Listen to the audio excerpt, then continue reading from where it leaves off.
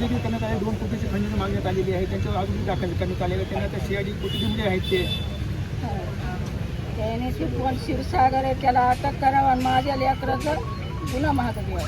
क्षीरसागरनं काय केलं? क्षीरसागरनं किती आरोप केले तर बजरंग सोनवणे, क्षीरसागर, सुरेश धस माझ्या लेकराला हे गुन्हा करणं अडथळा येतं. माझ्या लेकराला हे गुन्हा नसताना माझा लेक देव माणूस आहे.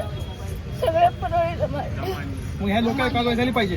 कारवाई झाली पाहिजे. त्याला न्याय मिळाला पाहिजे. तोपर्यंत मी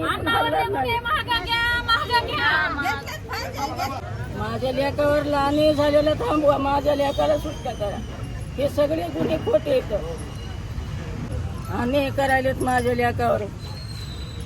हे सगळे खोटे नाटे गुन्हे रचायले